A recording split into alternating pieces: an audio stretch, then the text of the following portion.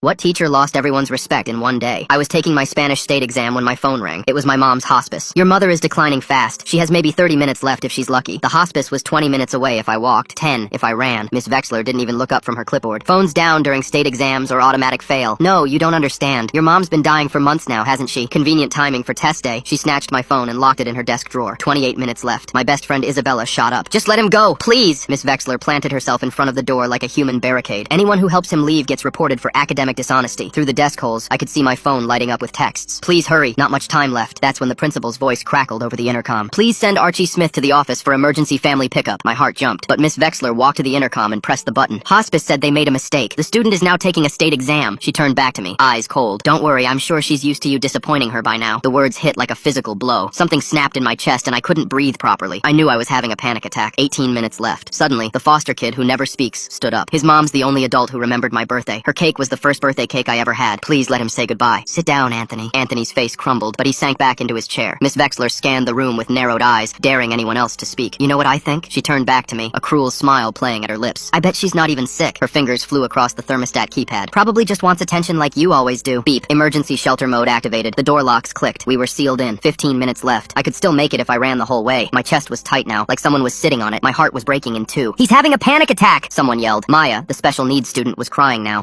Everyone laughed at my stutter. His mom taught me breathing exercises every day for free EE. Well, Miss Vexler was standing now. Maybe if Archie spent less time visiting her and more time studying, he wouldn't need to fake emergencies. My Apple Watch buzzed. Mom's heart monitor alert. Her vitals were dropping. 12 minutes. Maybe if I sprinted to see her. I was on my knees now, gasping. Please, she's dying. The classroom phone started ringing. Hello? Is this Archie Smith's high school? His mom is beep. Miss Vexler plugged out the phone mid-sentence. Amazing how the hospice knows exactly when we're taking state exams. Ellie, the quiet girl who was always covered in bruises, stood up shaking. She listened to me when no one else did. She saved my life. She wouldn't fake it. Please. Miss Vexler turned on me with pure venom. Well, this is the same mother who got me written up last month. Consider it karma. You're welcome. 8 minutes left. My legs gave out. I was crawling toward the door. That's when Ashley, perfect straight A Ashley, who'd never gotten a detention in her life, climbed on her desk. I have something to confess! Miss Vexler whipped around. Ashley? What are you? I cheated on every test. I stole the answer keys. I hacked your computer. What? Check your computer. It's all there. Miss Vexler abandoned the door, fumbling with her computer password. Ashley turned to me and grabbed my arm. Window, now. The whole class erupted. Desks banging. Kids shouting fake confessions. I grabbed a chair with shaking hands. Smash! Glass everywhere. I was through the window, cutting my hands, hitting the ground, running. 6 minutes. I ran like I'd never run before. My chest on fire. Heart shattering with every step. I burst through the hospice doors. Room 119. My mom looked so small in that bed. Her skin was paper thin, almost translucent. When I crashed through the door, completely out of breath with blood dripping from my hands, her eyes fluttered open. Mom, I love you so much. I'm so sorry She squeezed my hand, gathering every bit of strength she had left. Her lips moved again. I leaned in close. I love. Her mouth formed the shape of U, but no sound came. Her hand went slack in mine. The entire class burst through the door 5 minutes later. They'd all run after me. The foster kid fell to his knees. Isabella was shaking with rage. Even the class clown just stood there, tears streaming down his face. Miss Vexler had stolen my mother's last words. We all knew what had to happen next. Nobody moved for what felt like forever, just standing there in Mom's room while the machines kept beeping even though they weren't connected to her anymore. Isabella's hand found mine and squeezed so hard it hurt, but I didn't pull away because the pain felt better than the numbness spreading through my chest. Anthony dropped to his knees right next to Mom's bed and started sobbing these big, messy tears that made his whole body shake. The hospice nurse came in real quiet and checked Mom's pulse even though we all knew she was gone, then wrote something on her clipboard and said the official time was 3:47 p.m. She looked at me with these sad eyes and pulled out her tablet, scrolling through something before turning it toward me. The call log showed everything. Every single attempt they'd made to reach the school starting at 3:17 p.m., exactly 30 minutes before Mom died, just like they promised. The timestamp burned into my brain like someone branded it there because Miss Vexler had known exactly how much time I had left when she locked that door. My phone started buzzing like crazy in my pocket, and when I pulled it out, there were 12 messages from different people at the school, mostly about how the janitor found the broken window and already called Officer Webb, who was on his way to investigate. My chest got tight again, but this time it wasn't panic. It was something harder and colder that made my hands shake for a different reason. Isabella grabbed my phone and started taking screenshots of everything. The messages, the times, even the missed calls from the hospice that showed up after Miss Vexler took my phone. More kids from class started showing up at the hospice. First just a couple, then more and more until the hallway outside Mom's room was packed with people. Some were crying real quiet, others just stood there looking shocked, and I heard someone say Miss Vexler's name with so much anger it made me flinch. Anthony still hadn't moved from his spot by the bed and kept whispering thank you over and over to Mom like she could still hear him. My phone rang and Amy Gordon's name showed up on the screen, but I couldn't deal with talking to anyone official right now, so I let it go to voicemail. Her message was all careful and professional, saying she heard what happened and wanted to help, but I could hear something else in her voice, maybe guilt or worry about what this meant for the school. Everything felt like it was moving too fast and too slow at the same time, like I was underwater watching things happen above the surface. The principal called next, and his voice through the phone speaker was all measured and careful, asking me to come in tomorrow to give a statement about the incident. The way he said incident instead of what it really was made something hot and angry bubble up in my chest, and I wanted to throw my phone against the wall, but Isabella grabbed it before I could. She knew me too well, knew I'd regret breaking it later when I needed those messages as proof. We stayed at the hospice for another hour while people came and went, some leaving flowers they bought from the gift shop downstairs, others just standing there not knowing what to do. When we finally left and walked through the parking lot, Ashley pulled me aside near the back corner where no one could see us. Her face was all pale and scared when she told me her whole cheating confession was completely made up just to create a distraction so I could get out. She kept wringing her hands and asking if she was going to get expelled, but also saying she'd do it again if she had to. I didn't know what to say because part of me wanted to thank her, and part of me wanted to tell her she shouldn't have risked her whole future for me. Isabella had already started a group chat while we were still in the parking lot and sent a message asking everyone to write down exactly what they remembered while it was still fresh in their minds. Within an hour, my phone had 17 different messages from classmates, all saying the same basic thing about how Miss Vexler locked us in and were ignored the hospice calls. Maya's message was the hardest to read because she typed out exactly how she talked, with all the stuttering, and wrote about how Mom helped her every single day for free when no one else would. The foster home people came to pick up Anthony, but he didn't want to leave, and they had to practically drag him to their car while he kept looking back at the hospice building. That evening, I sat alone in Mom's room at home with all her things the hospice had given me in a plastic bag. Her favorite sweater still smelled like her lavender perfume, and when I held it up to my face, I could almost pretend she was still there. The half-formed word she couldn't finish saying kept playing in my head over and over, that silent U her mouth made but couldn't voice. I folded the sweater real careful and put it back in the bag with her reading glasses and the book she'd been halfway through. Around 8 o'clock, the whole group from class showed up at my door without anyone planning it, and we walked through the neighborhood together, not really talking, but just being there. There's something really strange about Miss Vexler's reaction here. She seems way too prepared for this exact situation, like she knew the hospice would call during the exam. The way she immediately dismissed it as convenient timing, and then claimed the hospice made a mistake over the intercom, makes me wonder what's really driving her actions. Neighbors came out of their houses to watch us pass, and some of them knew Mom from all the kids she'd helped over the years. Mrs. Becker from down the street came out with a casserole dish covered in foil, and didn't say anything, just pulled me into this tight hug that made me start crying again, even though I thought I was all cried out. Back inside, my phone was going crazy with notifications, and when I finally looked at it, there were like 50 messages from kids at the school. Isabella had been texting me screenshots all afternoon of people posting about what happened on Instagram and TikTok, and the comments were already getting wild. Some people were calling Miss Vexler a monster and saying she should go to jail, while others were saying we were probably making it up for attention. Isabella was staying up trying to respond to everyone and keep the facts straight, because some kids who weren't even in our class were adding made-up details about things that never happened. My inbox had this email from someone named Yvette Mendoza, who said she was a district investigator and needed to schedule an interview with me for tomorrow afternoon about the incident. The way she wrote it all formal and official made everything feel way more serious, and I forwarded it to Isabella, who was basically handling everything for me at this point. Then another email came in from the exam board saying our Spanish state exam was flagged as compromised because of the classroom evacuation, and everyone who was in that room would have to deal with the investigation. My whole future felt like it was falling apart along with everything else, and I couldn't even think about college applications anymore. The phone rang, and it was Officer Webb from the police station saying I needed to come give a statement about the broken window and property damage. The way he talked made it sound like I was some criminal who vandalized school property instead of someone trying to see their dying mom, and my hands started shaking all over again. Isabella called me right after and said Amy Gordon had contacted her about Ellie's written statement, and that she was legally required to report suspected abuse to CPS. We all knew Ellie had problems at home with those bruises, but seeing it become this official thing made me feel guilty for not noticing sooner when Mom would have noticed right away. Later that night, I had to sit at the kitchen table with all the hospice paperwork and sign a bunch of forms with the official time of death printed in black ink staring back at me. The hospice counselor was really nice and confirmed they had records of both calls they made to the school, which proved we weren't lying, but it didn't make anything better. The next morning, I had to go back to the school, and Miss Vexler's classroom had a substitute teacher sitting at her desk looking super uncomfortable while everyone whispered about what happened. Walking down the halls was awful because I couldn't tell if people were staring at me because they felt bad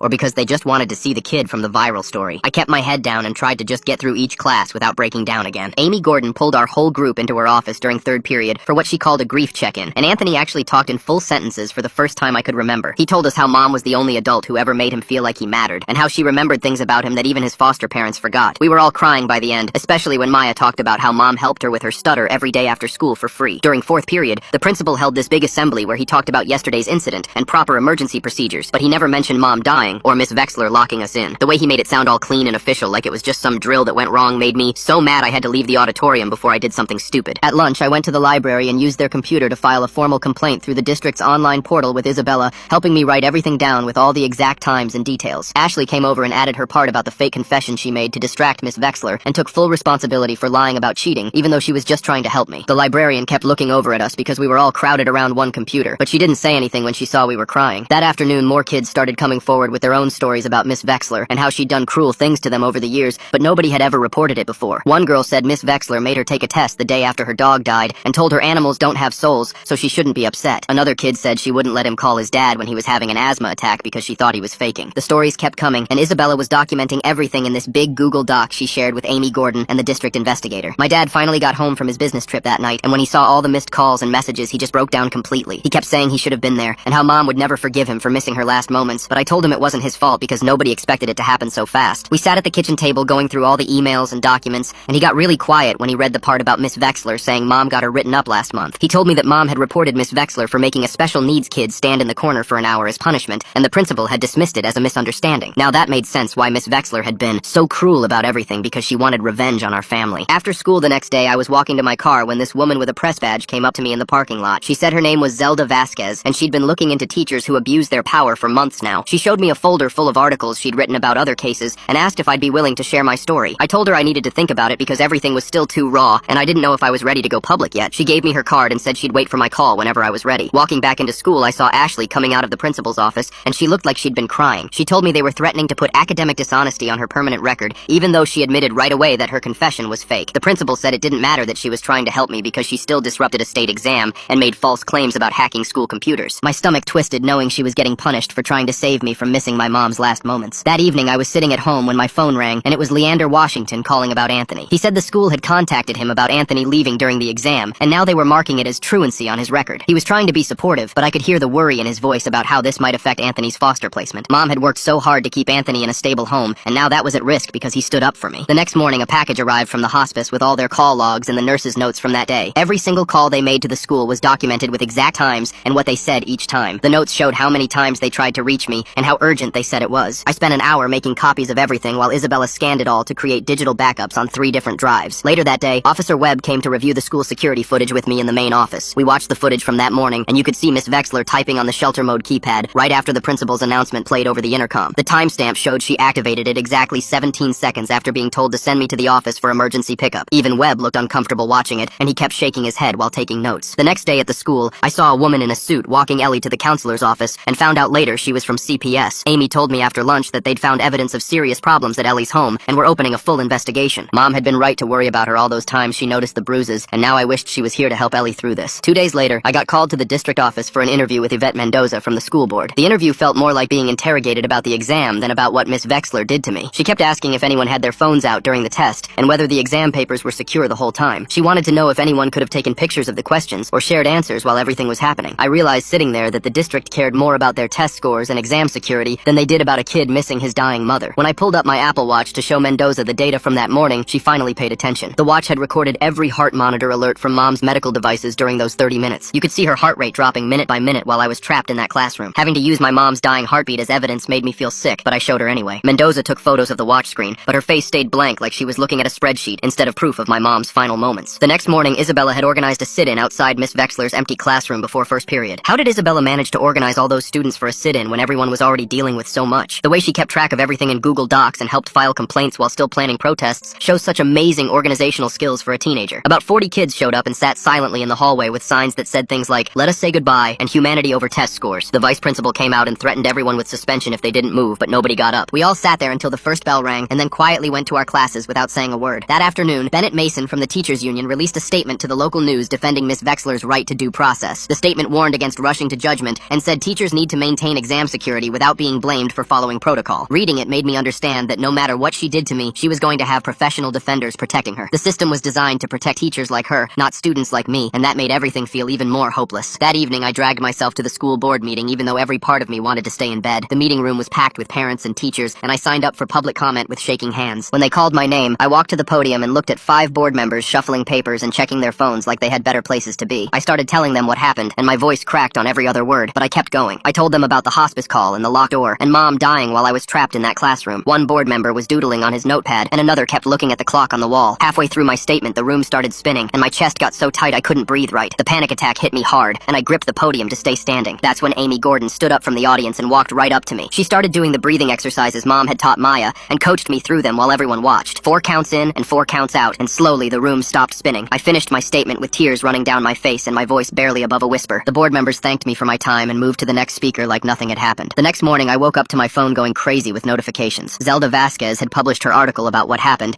and it was everywhere online and in the local paper. The comment section was a war zone with people calling us spoiled kids who didn't respect teachers, and others sharing their own bad experiences with Miss Vexler. Isabella was screenshotting the worst comments and saving them in a folder she labeled evidence. Some parents were saying we should have have followed the rules, and others were saying no rule was worth what happened to me. The arguing got so bad the paper had to turn off comments. My email dinged with a message from the exam board about scheduling my makeup test. The only slot they had was the same day as Mom's funeral, which was in 3 days. I emailed back explaining the conflict, and they said I could take it next month, but it might affect my college applications since scores would be late. Every single option felt like another punishment for trying to see my dying mom. Isabella's mom found out I was trying to handle all the funeral stuff alone and started a GoFundMe without asking me. She wrote about how Mom had helped so many families over the years, and now it was time to help her son. Within 6 hours, it raised $8,000 with donations from families Mom had tutored for free and kids she'd fed when their parents couldn't afford lunch. I was grateful, but also felt like a charity case and hated that everyone knew I couldn't even afford to bury my own mother. Ashley submitted a formal written statement to the school district explaining she'd lied about hacking Miss Vexler's computer. She included screenshots of her real grades showing she'd never needed to cheat and explained she only said it to create a distraction so I could escape. Her parents were so mad at her for getting involved that they grounded her for a month and took away her car. A letter came from Officer Webb saying I needed to pay $200 for the broken window or do 20 hours of community service. The fact that I was getting punished for breaking a window to see my dying mother made me so angry,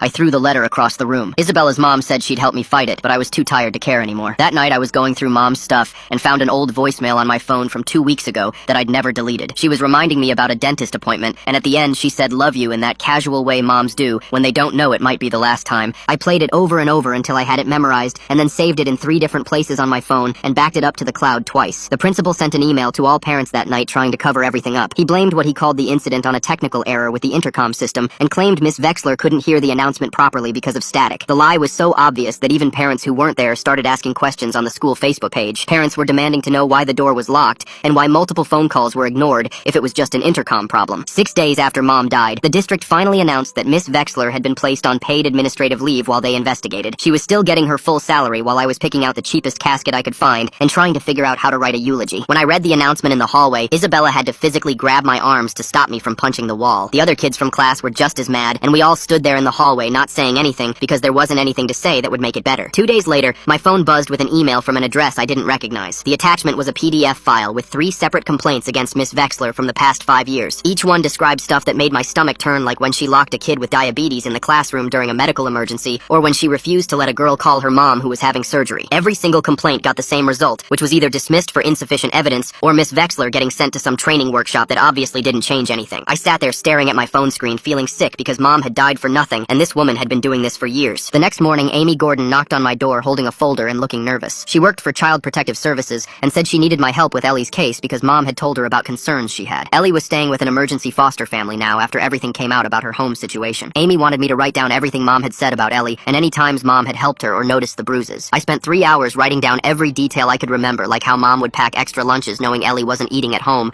or how she taught Ellie breathing exercises when she had panic attacks. Writing it all down made me realize how much Mom had been doing behind the scenes for kids who needed help. That afternoon, our whole class met at the community center where this older lady who was a notary was waiting with a stack of legal forms. Everyone had to write their own affidavit about what happened that day in the classroom. Anthony sat in the corner writing page after page about Mom and how she was the only adult who ever remembered his birthday and made him feel like he mattered. His handwriting was all shaky because he kept crying and having to stop. Maya wrote about the speech therapy Mom did with her for free every day after school. Even kids I didn't know that well had stories about Mom helping them with homework or giving them rides home when their parents forgot to pick them up. The notary kept having to take breaks because she was getting emotional reading all these statements from teenagers about this one woman who had changed their lives. By the time we finished, there were 43 sworn statements about what Miss Vexler did and about who Mom really was. Meanwhile, Zelda Vasquez, who was this reporter that had been following the story, filed a Freedom of Information Act request for all the records from that day. She wanted the intercom logs to prove the principal really did call for me and the thermostat control records to show when shelter mode was activated. She explained that these requests usually took weeks or sometimes months, but sometimes they produced smoking guns that changed everything. I was learning real fast that justice moved way slower than grief. The billing department at the hospice called me in for a meeting about Mom's final expenses, and I walked into this tiny office filled with papers and numbers that made my head spin. The total was more than I'd ever seen in my life, and I just sat there realizing I was 18 years old and had no idea how to handle any of this. The counselor saw me starting to panic and helped me fill out applications for hardship programs and payment plans. She showed me how to submit claims to Mom's insurance, which barely covered anything, and walked me through setting up a payment plan for the rest. I left that office feeling like I was drowning in adult stuff I wasn't ready for, while Miss Vexler was probably at home watching TV. The next day, Leander Washington, who was one of the foster parents Mom worked with, brought Anthony over to my place. We spent the whole afternoon going through this box of photos Mom had kept of all the birthday cakes she made for foster kids over the years. Anthony found the picture of his cake from last year, which was this elaborate superhero theme with his name spelled out in frosting. Miss Vexler getting paid leave while this kid picks out cheap caskets? Something tells me the district knew about those past complaints all along, but kept them buried until this became too public to ignore. He held that photo like it was made of gold, and kept saying it was the first birthday cake anyone ever made just for him. him. Leander told us Mom had made cakes for 37 different foster kids over the past 10 years and never charged a single family. We all sat there crying, and it felt okay to cry together about someone who had loved us that much. Then Ashley's parents showed up at the school with some expensive lawyer demanding to meet with the administration. They were threatening to sue the school district for putting their daughter in a position where she felt she had to lie and create a distraction just so I could see my dying mom. The principal actually called me that afternoon asking if I could talk to Ashley's parents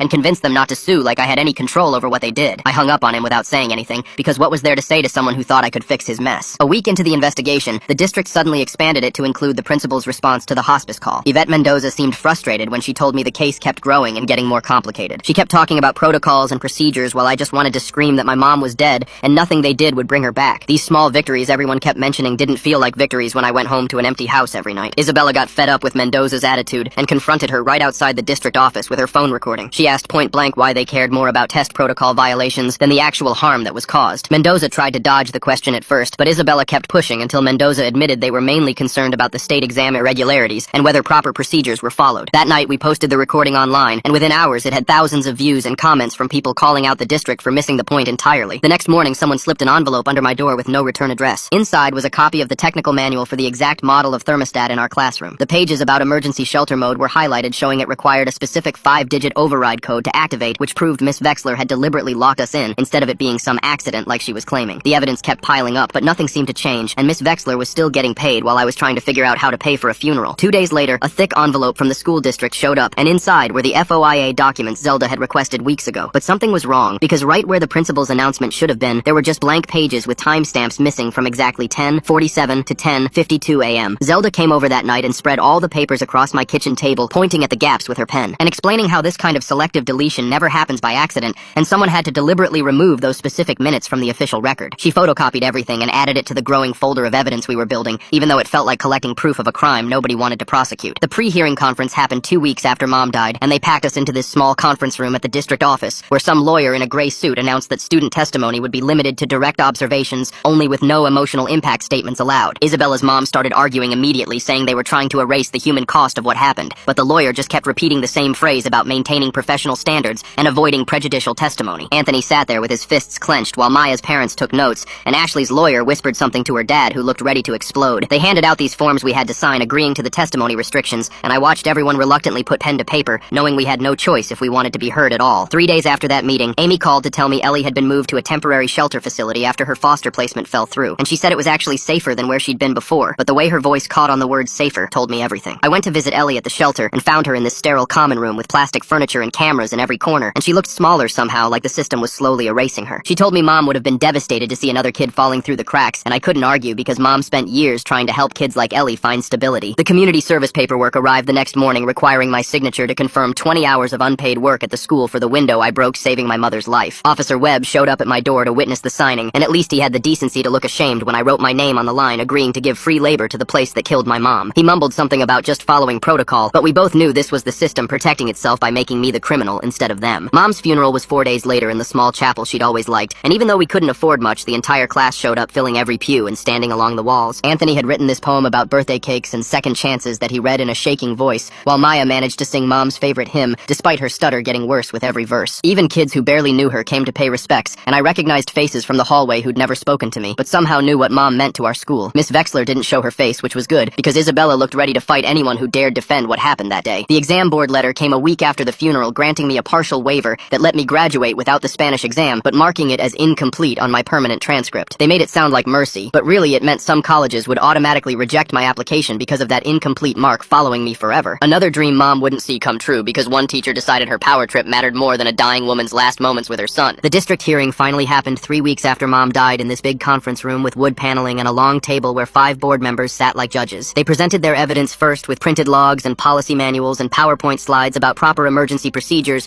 while we sat there with our stories of what actually happened in that room. Mendoza kept talking about precedent and liability concerns while we tried to explain about humanity and basic decency, but you could see the divide in the room between people who saw policies and people who saw pain. The principal testified that he'd followed standard protocol, and the board members nodded, like that mattered more than the fact that he'd lied about my mom's condition to keep me trapped. When they announced their decision a week later, the principal received an official reprimand and 40 hours of crisis management training, but kept his job and his full salary and his pension. The district newsletter called it a resolution and talked about learning opportunities and improved procedures, but everyone knew it was just the system protecting one of their own. Miss Vexler got reassigned to some administrative role at the district district office pending remediation training, which meant she was still getting paid to push papers instead of facing any real consequences. The other students looked at me expecting anger or rage, but I just felt empty because we all knew she'd be back in a classroom within a year, maybe two. Ashley's parents hired this expensive lawyer who negotiated her down from expulsion to academic probation, even though all she did was try to save my life by creating a distraction. She had to write a 10-page essay about academic integrity, which she showed me later, and the last line said she'd do it all again in a heartbeat, no matter what they threatened her with. 3 weeks later, the school board met in the gym, and I sat in the back row watching them vote on new safety rules. They called it the Henderson Protocol, after some dead superintendent from the 80s, even though Mom was the reason kids would get out alive next time. The board members kept checking their phones and shuffling papers while they talked about override buttons and emergency keys like they invented the idea. My hands were shaking, but I kept them pressed against my legs. 2 days after that, Amy showed up at my house and said we needed to visit Ellie at the group home across town. The place smelled like cleaning stuff and old food when we walked through the metal detector at the front door. Ellie was sitting in this common room with plastic chairs and a TV playing cartoons nobody was watching. She looked smaller somehow, but her bruises were gone, and she actually smiled when she saw us. She told me Mom used to bring her sandwiches after school when her dad forgot to buy food again. She said the group home was actually better because nobody hit her here, and she got 3 meals every day. We both knew we'd promised to stay in touch, but wouldn't really do it because that's just how these things work. The next morning, Zelda's article went live on 3 different news sites, and my phone started going crazy with notifications. People I'd never met were calling me a spoiled brat who traumatized a good teacher just trying to do her job. Someone found my Instagram and posted screenshots of me smiling at a party 2 weeks after Mom died, like grief means you can never smile again. Isabella came over and we spent 4 hours blocking accounts and reporting death threats, while more kept coming in faster than we could delete them. Wow, the Henderson Protocol name choice is really interesting. Why would they name safety rules after someone from the 80s instead of the person whose death actually sparked these changes? She made me turn off my phone and we watched stupid movies until I could breathe normal again. That weekend our whole class met in the parking lot with cash they'd collected in a shoebox. Anthony had done car washes, and Maya sold her Pokemon cards, and even the kids who usually didn't care threw in 20s from their parents. We counted $800, which was enough to pay for the window I broke, plus paint and supplies for Miss Vexler's old classroom. Nobody talked much while we worked, but everyone showed up with brushes and rollers and drop cloths. We painted the walls this soft blue color and fixed the broken desks and cleaned years of dust off the windows. Someone's mom brought sandwiches, but most of us were too tired to eat. 5 weeks after Mom died, I finally walked into the therapy office Amy had been pushing me toward for weeks. The waiting room had these fake plants and magazines from 3 years ago, and forms asking me to rate my sadness on a scale of 1 to 10. How do you put a number on watching your mom die while some teacher kept you locked in a room? The therapist was this quiet guy who didn't try to fix everything in the first session, which was good because I mostly just sat there staring at his certificates on the wall. The next week, my guidance counselor called me in and spread out all these college papers on her desk. She said the incomplete Spanish exam was gonna hurt my GPA and maybe cost me the state scholarship I'd been counting on. We spent an hour looking up grants for kids who lost parents and filling out forms that wanted to know exactly how much money Mom left me, which was basically nothing. She kept saying education was the way forward, just like Mom used to say, and I wanted to tell her to stop, but didn't. 6 weeks later, I was lying in bed at 2 in the morning playing that last moment over and over in my head. Mom's mouth making the shape of U, with no sound coming out but her eyes saying everything she couldn't. I finally understood that the words didn't need sound to be real, because love doesn't need perfect pronunciation to count. I could feel what she meant in the way she squeezed my hand, and the way she looked at me like I was the most important thing in her whole world. The next morning, our class went back to the school early to install this small metal plaque by the classroom window I'd broken. It just said, "Every minute matters," because the school wouldn't let us put Mom's name on it, even though everyone knew what it meant. Anthony screwed it into the brick while Maya held it straight, and Isabella took pictures for kids who couldn't make it. The principal walked by and frowned, but didn't say anything because what could he really do now? I heard later that Miss Vexler had to walk past it every morning at her new job at Jefferson Middle School across the district, and I hoped she thought about Mom every single time. Thanks for letting me question things right alongside you. Hopefully my wondering was actually helpful in some way. Until we meet again, like the video. It helps more than you think.